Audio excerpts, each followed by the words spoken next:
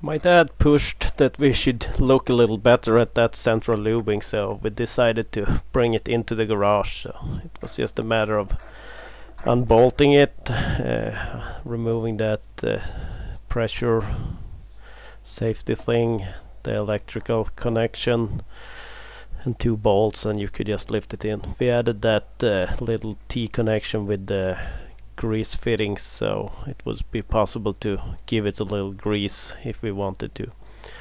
Added a little piece of pipe to that pressure valve if we were gonna do any testing while in the garage. It was quite a struggle to try and get the lid off. It kind of refused, and ended up that the kind of base plate that holds the lid also came undone with it. But here you can see it moving, but that's the bottom part of it, so we looked at taking it off like that, and it worked.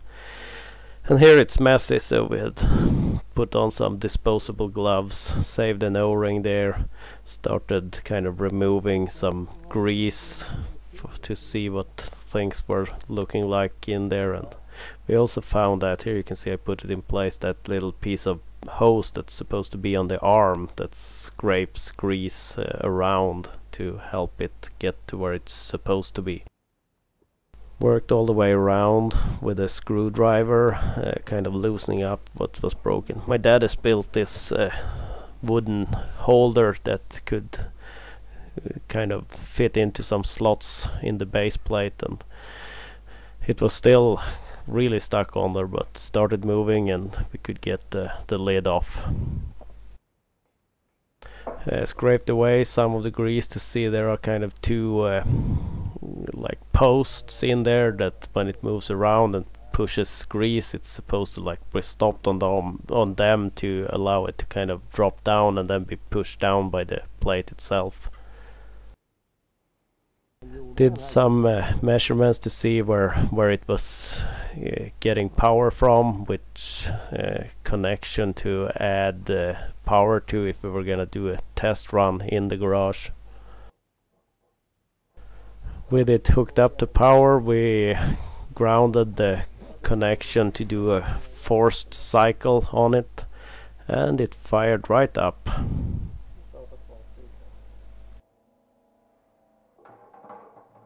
I sat down and timed how long the cycle was.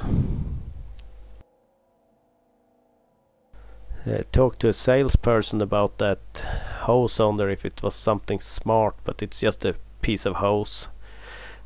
With it we changed the setting so that it would be a 1-hour delay and hooked up a bottle, so once the hour was up, the bottle was pulled down.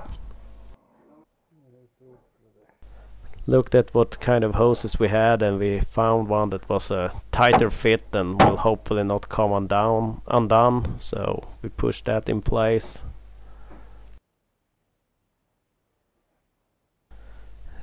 Once we put the seal on and then the base plate, it kind of just twists in place, and it should go a little further. Here we go.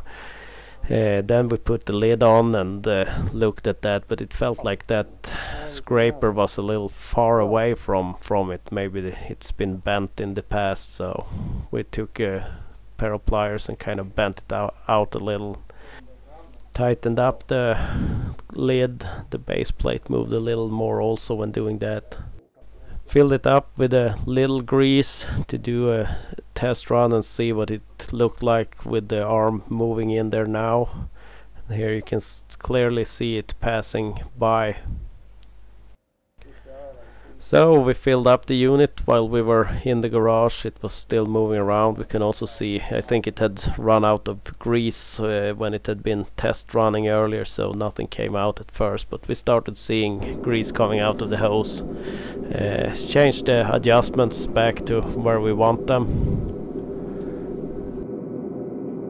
Tightened up the protective cap on there, and then it was just a matter of reinstalling it.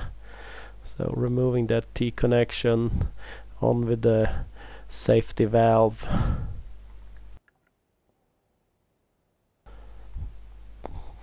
putting the unit in place. The safety valve needs to be hooked up before actually mounting it, and also the electric connection needs to get on there because there is no access once it's bolted in place. For now we're just gonna leave that other connection with the force cycle option and the indicator light not connected, and we'll just have to go out there with a little piece of cable and ground this and do the force cycle if we want to confirm it's working and keep track of it, of course.